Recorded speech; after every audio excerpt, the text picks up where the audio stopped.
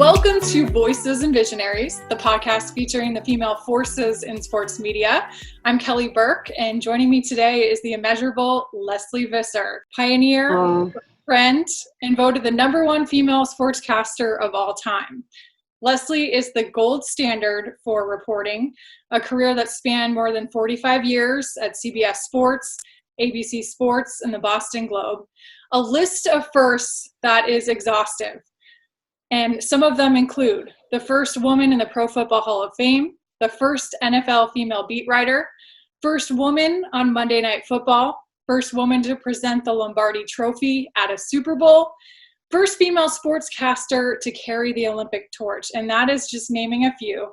Lesley, I wish we were doing this in person, but it is so good to see your face. How are you? Hello, my friend, and for all the people who watch and listen, I did not know until just now I'm a native Bostonian and that you actually first followed the Red Sox and the Celtics and the Patriots.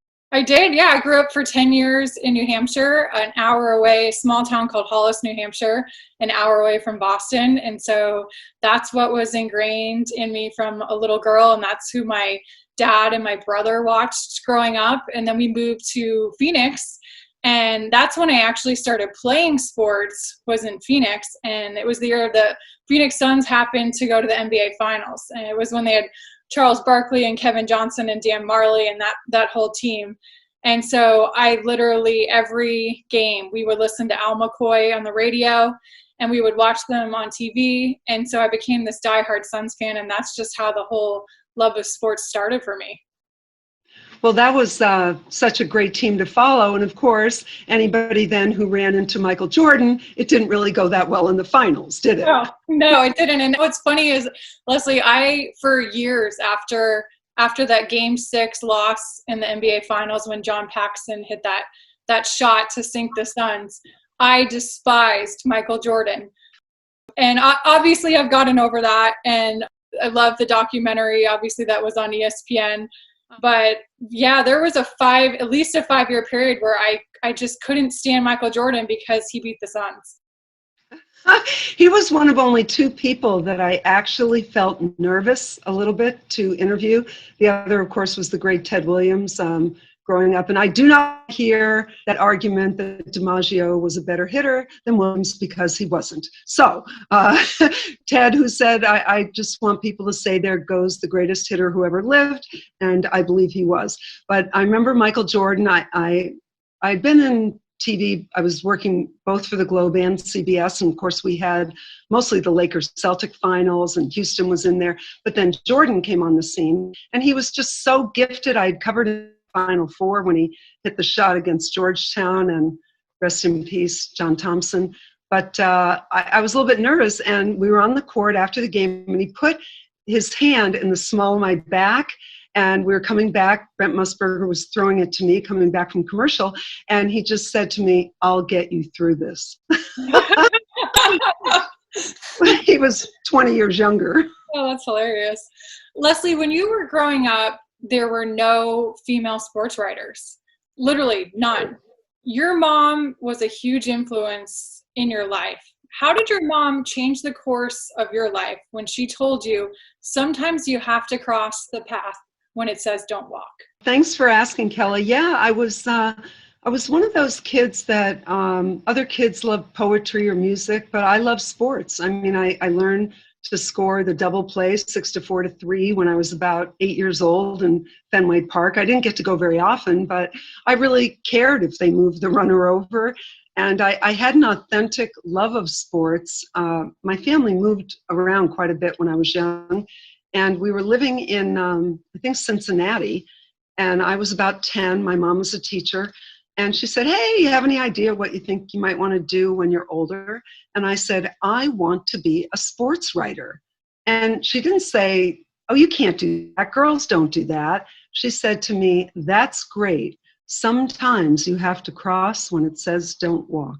That's amazing. I mean, just the foresight and to think the impact it's made on you all these years later.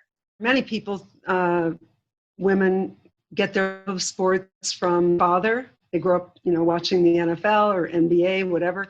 And my dad was born in Amsterdam. He knew nothing of American sports. He didn't come here until Holland was liberated. Of course, they were under the German boot from 40 to 45. Hitler bombed Rotterdam in 40. And so, everybody was broke and poor and living under the Hitler regime.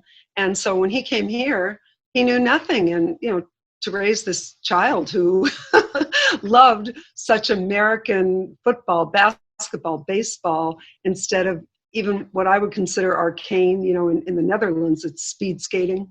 So, yeah, I had a quite an unusual childhood. You wrote in your book that you accepted the scar tissue that comes with being a trailblazer. Why has your passion always outweighed the struggle? Yeah, that's a great question. I think I looked at it as I was so grateful for the opportunity. So in all those years, actually still to this day, CBS still keeps me on. And I'll detour a little bit here. At the Super Bowl last year, how players, they don't really know how old you are, or some of them, or what's happening. And so some player, I had a baseball cap on, and some player was giving me the, yo baby thing after the game. And I looked at him and I said, "Are you kidding? I'm on Medicare." And he went like, oh no, like I still have that attitude of gratitude. I'm glad CBS keeps re-upping me, and I think I always had that, so that even in the trying times, and there were plenty of challenges, I looked at it like, gosh, my dad grew up under the Nazi occupation, and I'm being paid to go to Wimbledon or the Final Four, the Super Bowl. So I don't have that much to complain about. How hard were the early years in the NFL when you were the first female NFL beat writer and women weren't allowed in the locker room at the time? There were no provisions for equal access until I think about the 7th year that I covered the NFL. I used to stand in the parking lots. Nobody could even imagine the concept of equal opportunity in that context. And then there were some really progressive, Pete Rozelle started to open up the locker rooms in the early 80s, and David Stern was way ahead. Of course, needed publicity at the time, but he was very. And I remember, of course, our mutual great buddy, Chris Brennan. Chris and I were covering a Redskins-Giants playoff game, maybe 82, 83, something like that. And we asked the PR guy, the legendary Ed Croak, he said, "Who do you want?" We said, "Well, of course, we want Phil Simms and we want Lawrence Taylor." And now we're waiting out in that long corridor under the bowels of the old Giant Stadium. And all of a sudden we see the PR guy, Ed Croak, coming with somebody that Chris and I did not even recognize. We're whispering, "Do we know this guy? Did this guy play?" So it was just a constant adjustment in those early years. You gave me your book a couple years ago when it came out, and I'll plug it right now. So good. It's so many amazing stories in it. Sometimes you have to cross when it says "Don't walk," and it's a memoir about your life and your career. And I was rereading it this week, and it just blows my mind that you had to stand out in the parking lot for so many years, waiting for players to come out on their way to the car because you couldn't go in the locker room. Yeah, it seems, I'm so glad now that people find that like it's, from the 1800s, not the 1800s. But it just took, they had no ladies' rooms when I started because there were no other women. So there are lots of things. The credential that I actually wore to the game said on the credential, "No women or children in the press box." Wow. So it was a real frontier, but I mean, my God, I just feel so blessed. I've been on the field, when Vinatieri's field goal went through, and Bob Kraft said, it was right after 9/11, and Bob Kraft said, "Today we are all patriots." I've been at all those buzzer beater Final Fours, all the Celtic Lakers, and now, as you probably know, we have a show. I never thought I would see this. Yeah. We have a show on CBS called "We Need to Talk" that is produced by women. Emily Deutsch is the executive producer, along with Suzanne Smith, who I think you spoke to, our great director. The other producers, Julie Carrick, Amy Samuelson, and all the panelists and contributors are women. So it is just a fantastic for me to see that distance that women have come, and CBS really supports it. Sean McManus and David Burson and Harold Bryant. So the men are behind it too, and it gives all of us real pride. Yeah, as it should, and it's such an amazing show. And the part I love is just the staying power that it's had. This wasn't something that was started a year ago. It's been around now for several years, and to see you involved in it and all, I mean, there's some really amazing women behind the scenes and on camera that rotate in throughout the show depending on the subject in the week, and it's a must watch. Thank you for that. We have real rock stars. We did a show not long ago, of course, on Black Lives Matter, and Katrina Adams, who, got some quarterfinals at Wimbledon, and of course, Layla Ali, Swin Cash, Lisa Leslie. The hosts are people, they're all rock stars. There's Amy Trask and Andrea Kramer and Tracy Wolfson. So everybody, Tina Servasio, really great women who contribute. Lesley, in 1987, you transitioned from writing for the Boston Globe to TV full-time. What was it about television that intrigued you so much? I actually started earlier than that, but I was still with the Boston Globe. My first assignment, can you imagine this? 1984, the Celtics and the Lakers. Oh my gosh. Nuts. And I had no TV experience before that, none. So, but I knew what I was looking at. I'd covered NBA finals for the Boston Globe. I'd covered an awful lot of basketball. I was actually Rick Pitino's beat writer when I was 21 at the Globe, and Rick was 22 at Boston University, which was wild because we were both young, and I could try leads writing that were crazy and could try crazy defenses because nobody really was reading me or watching Boston University. But the Boston Globe, CBS came to me, Ted Shaker and Neil Pilson, and they said, we had a woman who knew television, the great Phyllis George, but she didn't know sports. So, she was so, miss her this day, but she wasn't required to recognize a safety blitz or box and one. So they said, this time we want a woman who knows sports, and we'll teach you the TV. And it was quite an adjustment at first. I pretty much looked like I had rigor mortis. So what helped you in the transition? Because obviously you mastered it pretty quickly. Thank you. I think I told myself that I'd written for 10 years on deadline, and I said, okay, now you're just speaking on deadline instead of writing on deadline. So the mechanism was the difference. I mean, I still could see it in my head. I could shape what I wanted to know. But, there were lots of course, I had to do quite a few interviews about John Thompson. And, he was really tough. And I covered all those Big East years. And one time he had me thrown out of the locker room. And, it was really mortifying. I always say no one teaches you about humiliation. And I was kind of shocked and humiliated. And the great Dave Gavitt, who was, of course, the commissioner, he built the Big East, he said, this will not do. We have equal access for all our reporters. Of course, I was the only woman, so that meant me. And then John Thompson and I became great friends. He was such a proponent of social justice and his class, and really a man twice his size, and he was 6'10". And years later, I would go on his radio show a lot, and he would introduce me. Here's Lesley, who's still a pain in the ass. Oh, that's great. You invented the sideline role as the first woman on Monday Night Football. Why was that role such a perfect fit for you? Well, I started at CBS in the Madden Summerall years before I went to ABC. I went to ABC when CBS lost football. We lost it after the 93, the NFC Championship, when Fox came in. And that's when they paid all the money. CBS used to be the NFC. And it was great because it was the Bears and the Giants and the 49ers and the Cowboys. It was really in Green Bay. It was fantastic to be the NFC. So I loved football. I mean, I missed doing the Final Four when I went to ABC, but I thought, really, I'm just not ready yet to give up the NFL. But it was important. It's done a little bit differently now when everything's 24/7. But at the time, you could be a real reporter because you were the third person on a broadcast. And of course, many people, I mean, you've done sidelines yourself and play-by-play, you've done it all color.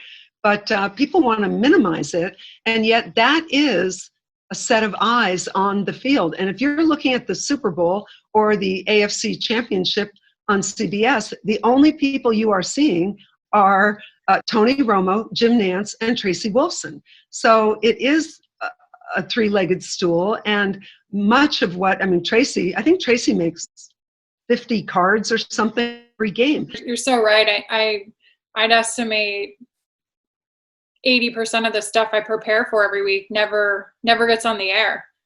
But you have it because you just never know if you're going to have a blowout or what's going to happen in the game. So you have to prepare for it all. It's interesting because, as you mentioned, I've done all the different roles depending on the sport. And I have to say the sideline role is the one that challenges me the most, from the standpoint that you almost have to be a psychologist at times when you're doing interviews with coaches, especially if you have to talk to a coach that is down 20 or 30 points at halftime, and you have to ask him a difficult question. You have to be able to read coaches really well, and you have to be able to think on your feet and be able to really succinctly present what you're going to say in 30 seconds or so, because you don't get a lot of time. Yeah, that's a great point. One thing, I don't know if I'd seen this before, but I just decided to do it because those halftime interviews that are mandatory in the NFL, they weren't saying anything, they weren't going anywhere. So what I started doing was I would talk to a coach off camera going in because they're not really saying anything. And I always called it making a Picasso out of a matchstick. They might be a little more comfortable saying something, and I could report that rather than the guy just stammering or clearly, not interested in talking right now. He wants to get in the locker room. So yeah. I found that helpful for myself. And when I used to have to interview Bill Belichick at halftime, I would just look at him like he knew that I knew that he knew that I know. So, there's the psychology in it. Absolutely. You advised in your book the importance of taking risks. You've taken so many risks throughout your life and your career. What's a risk that you have taken in your career that you will never second guess? Oh, I have a couple of the others that I'll tell you about. I have I feel nothing bad that I wanted to be a sports writer when the job didn't exist.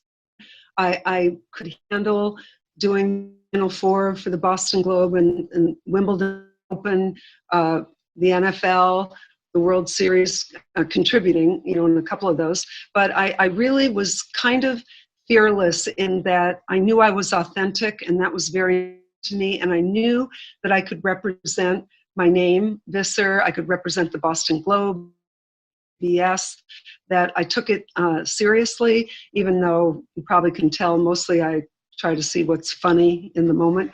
But I guess, if you have a dream, that's part of the deal, that step up to the plate and get a quality at bat. You mentioned you have a couple risks that went the other way. Do you mind sharing one of them? There was a legendary news executive producer at CBS named Andrew Hayward, and he was Dan Rather's producer in Vietnam. The guy was a legend, and he kept wanting me to do the early show, and really didn't. I didn't feel confident in it, and I didn't know if I cared about those segments, and so anyway, he said, no, Lesley, it's the same thing. Lesley, look how far you came by saying it's another challenge, flex a new set of muscles. So I did it. And honestly, Kelly, I was terrible. I was really awful. I tell people I didn't care about at the time, well, I didn't care about the Canadian auto workers. I cared about Packers and the Bears. And I just didn't, I am a generalist. I mean, I was raised on more a Time household than a Newsweek, but it was a political, literary family I grew up in.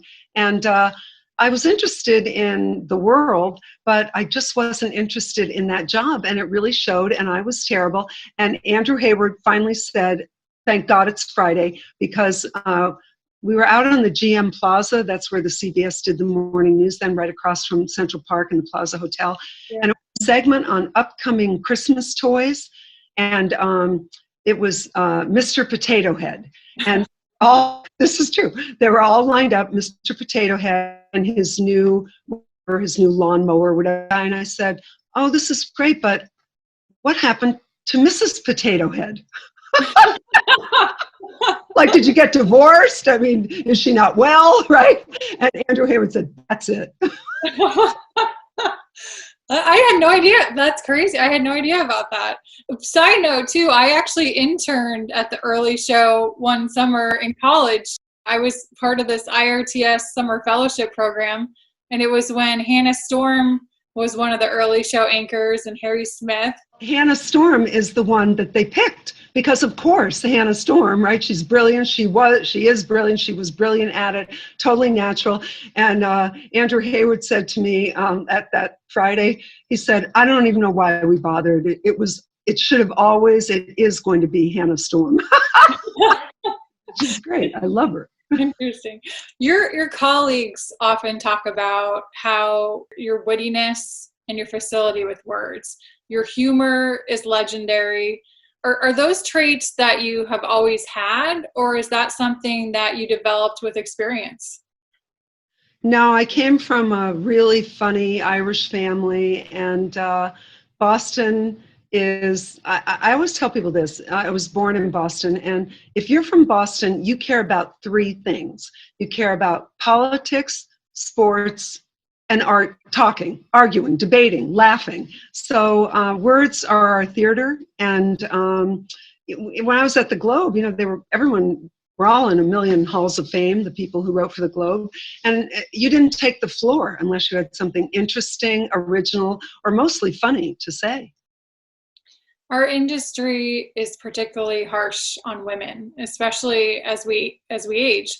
When we should be celebrating all of our experience, sometimes there are certain decision makers who are focused on looks.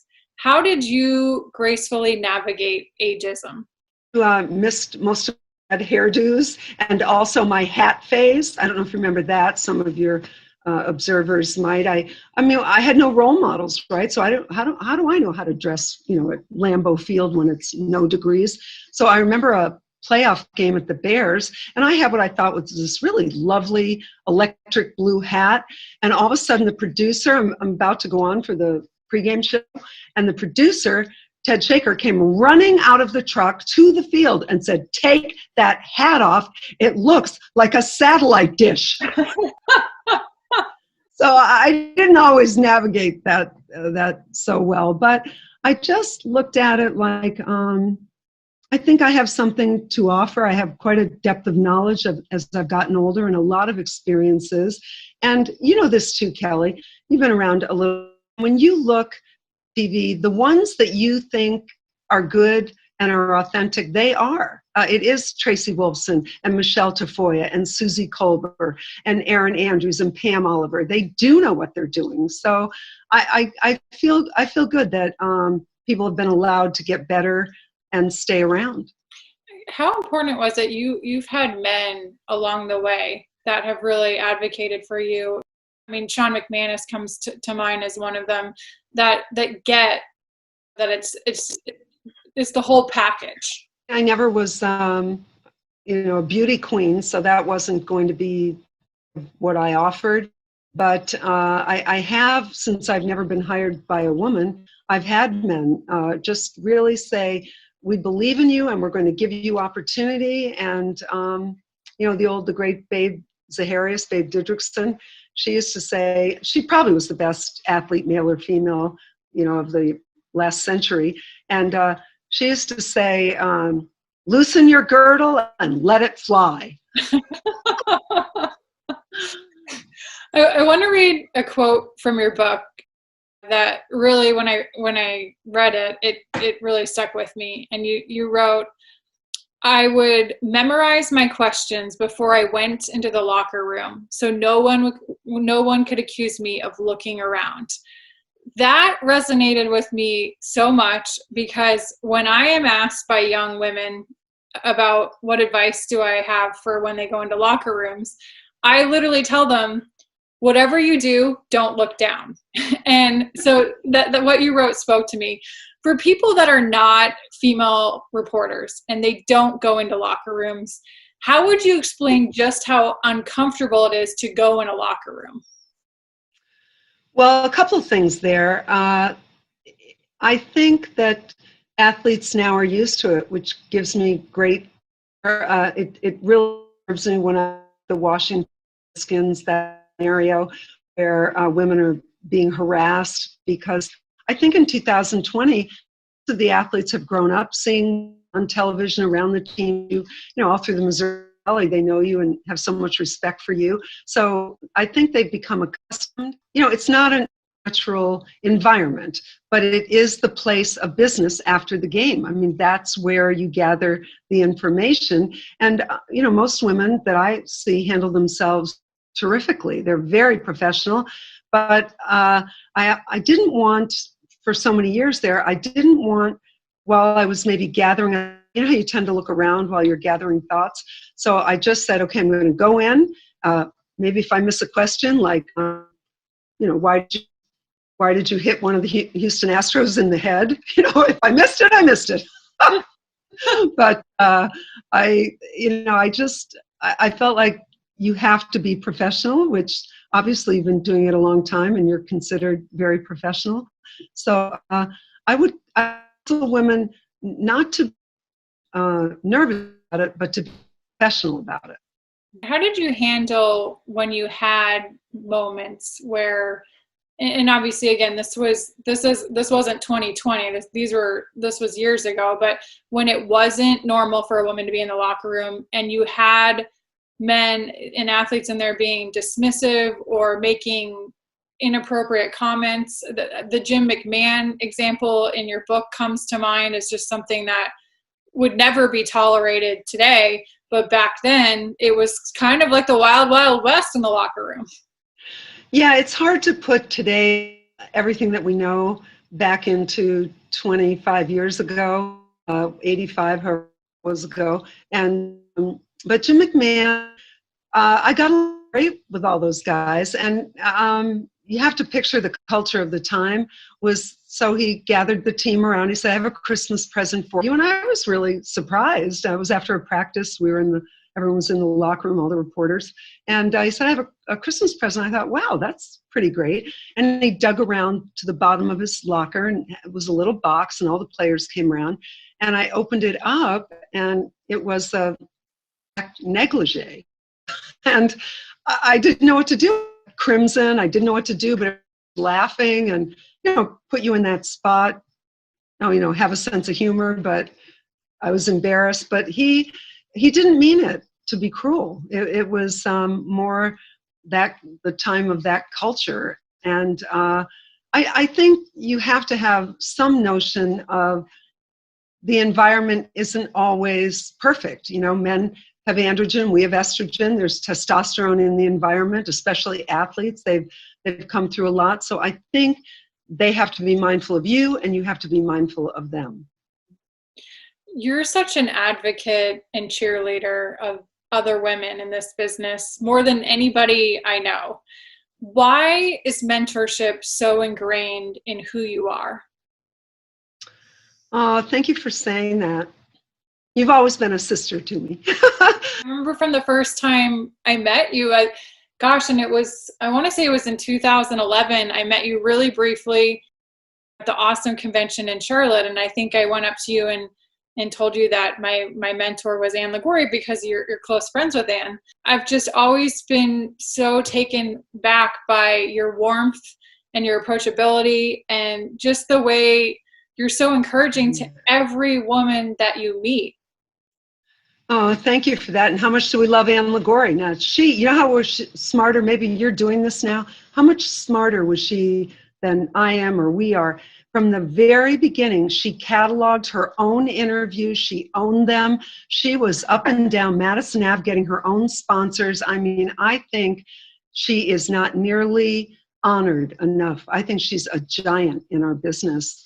But as for supporting the women, I remember when the Patriots, and the best people to me were black players, people like Sugar Bear Hamilton and Tony McGee, and they would let me go over to their house and watch the old film. It was actually on the old 8mm film to explain, okay, here's the 3-4 and here's the 4-3, and you watch the linebacker, the Mike linebacker, whatever.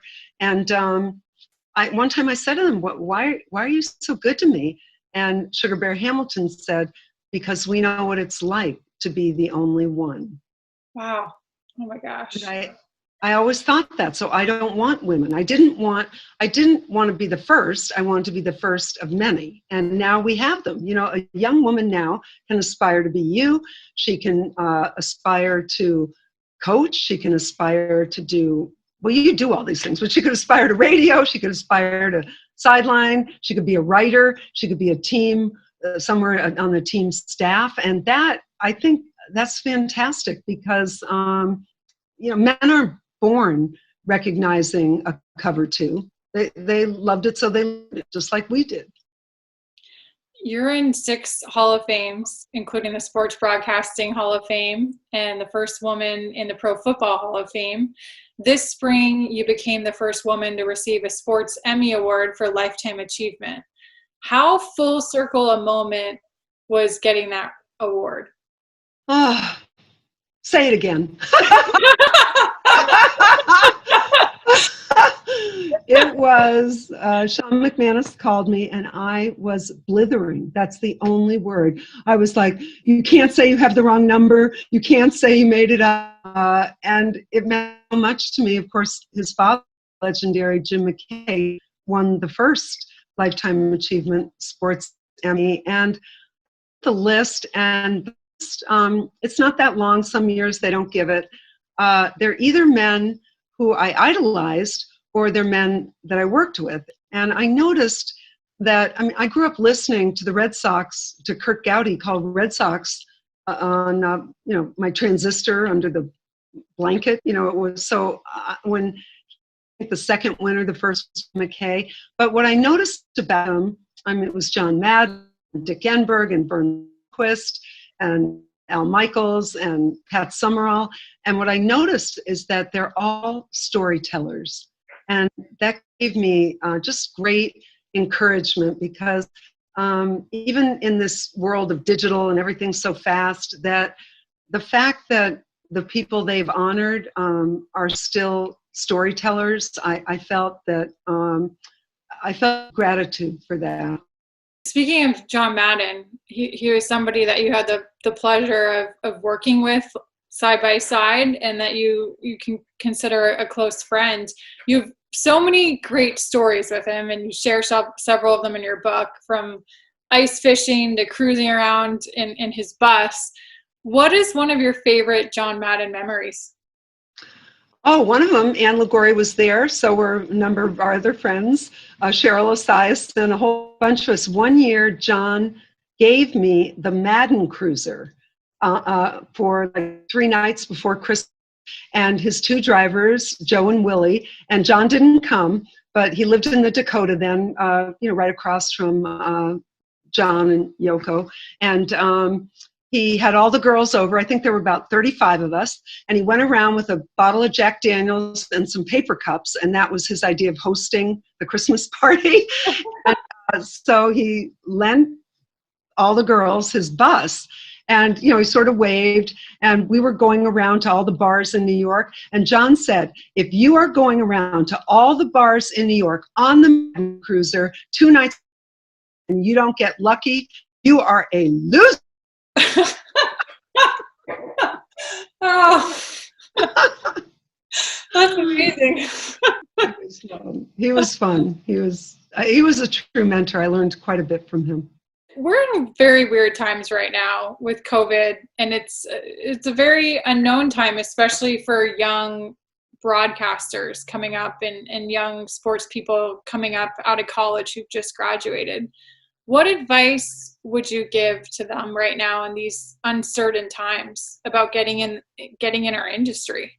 I think it's a time of real creativity, and usually that means opportunity. So that I believe those coming out of college now, they have to be able to pivot, and maybe they've already done it in college, but they have to know digital. They have to be able to set up, like you have, set up their own Zooms, market their own podcasts. They have to be really very versatile now, and they have to stay in touch with people. A lot of times I've found that some young people they'll get rebuffed, and then that's the end of it. Okay, I'll go back to my dad's law office, it's going to take a lot of legwork. I mean, I teach a number of my friends' college classes. Like, everybody now is my best friend. They need a speaker for their class. But when I started being a sports writer, the writing was actually the least of it. The most of it was making phone calls, waiting for return phone calls, no answering services, no interrupt, nothing. So you'd make calls, you'd wait for return calls, you'd drive places, you'd show up, you'd go back to show up, maybe to confirm something. So I think it's that kind of industry that people are going to have to show. But I would say make connections, make sure that they know you. This is going to sound old-fashioned, but write thank you notes. It's really good advice. Lesley, you've covered 35 Super Bowls, 35 Final Fours, World Series, the Triple Crown. The list goes on and on and on. Why have you been able to live out your wildest dreams? Thank you for saying that. Sometimes I look at it and I say, God, is that the same person? I can remember pretty much the scene of each one. I had a couple of great pieces of advice besides my mother. One of them was at the Kentucky Derby, the great writer Red Smith. He was the first person to win the Pulitzer Prize for sports writing. Of course, he was with the New York Times. And at the Kentucky Derby every year, Red Smith would ask a young writer, I was still at the Globe then, he would ask a young writer to walk the infield with him. And that's before the infield was corporate. It was all, college with a supermarket, a basket full of food. And he would do this every year. And we walked maybe 4 hours, 5 hours before the Derby. We walked through the infield, and he said, Lesley, I want you to do this. No matter what you're covering, no matter where you are, make a memory. And I did that. So I have postcards. I mean, CBS sent me to the fall of the Berlin Wall to talk to Katharina Witt and see how sports would change in East Germany. And I have such postcards in my head, snapshots of what that was like. And I think then I was able to build on that. So now I have such a depth of reference, because I've been to so many, that I can talk to you about the Phoenix Suns in 1993. So I think that really helped. And the other piece of advice that you've probably heard her say it too, Kelly, was the great Billie Jean King. One time at Wimbledon, I think a lot of people don't know, she won 20 Wimbledon titles, 20, doubles, mixed doubles, singles. So she was always in the Wimbledon final. And one time over at Wimbledon, I said, Billie, what is the pressure of always being in the Wimbledon final? And she looked at me like she didn't understand it. And she said, are you kidding? Pressure is a privilege. Such a good quote. It's so applicable, because what we do, it's hard, but it's also not rocket science either. And so you have to really be grateful that you're working, if you want to call it a job. Work is a verb, and we all do it. And you have memories. I mean, my memories are just as joyous. I got to cover every one of NC State's games on their way to that unlikely title when they beat Houston, who had, Olajuwon, Benny Anders, that great team. And then I've been on the V Foundation board. So you just know where anything's going to lead. And I think you have to not look ahead. Just what I said before, make every at-bat a quality at-bat. When I remember I had to cover box lacrosse when I was at the Globe, and I made that thing sing. I promise you, Kelly, you wanted to read about box lacrosse. You had great advice in your own book. You said, own the moment. Because it's not coming around again, and don't be distracted. You really need to bring it all down to, what am I looking at? Like right now, what do I see Serena Williams either doing or trying to do? Or what do I, what is Joe Burrow going to happen with him this year? Or Tua, who I think he has not been hit in practice. So it's possible that Tua Tagovailoa is going to take the field for the Miami Dolphins, having never been tackled, but never been hit. So I think you have to just bring it all down to, what am I seeing? Lesley, is there anything that I haven't asked you that you'd like to share? Well, I would like to share something for all the women who are watching. I say this from 4.5 decades of being in business. Do not overpluck your eyebrows because they don't grow back. I would know, because I don't have many eyebrows to begin with. Yeah, you color them in, but don't start and you won't have to make up for it. In closing, I wanted to read one of the favorite lines that I have from your book. And you wrote about, in covering sports, you said, quote, "It gave me the chance to show women that we could be something different than a nurse, a teacher, or a secretary. When the Boston Globe told me I'd be covering the Patriots, I almost fainted. I felt like the entire world of feminism was on my shoulders. But deep down, I knew I would prove worthy of the task." Lesley, you certainly have proved more than worthy of the task. You are an inspiration. You are a role model for so many of us. You've become a dear friend. And I cannot wait till I can hug you in person. Well, Kelly, thank you so much. And, in hearing that, I probably should have written that we can be equal. My mother was a lifelong teacher. There is no higher calling than a teacher, a nurse, or an assistant, or a secretary. But I didn't want women to be afraid to take a risk in something that was not natural, or something that they just, like think of Misty Copeland, right? The first ballet dancer with the American Ballet Company. I mean, there are so many. I mean, Sandra Day O'Connor. She probably always wanted to know the law, and I'm sure she didn't. Maybe she did start out saying, "I'm going to be the first female Supreme Court justice." I just want women to know that it's great to have a dream, and also it doesn't mean that it's always a linear path, that ground gained is not ground secured.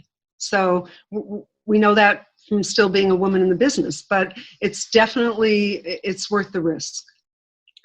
Thank you so much for taking the time today. I've loved every minute of it, and I just appreciate you more than you will ever know. Oh, thank you, Kelly. You're a champion. Thank you.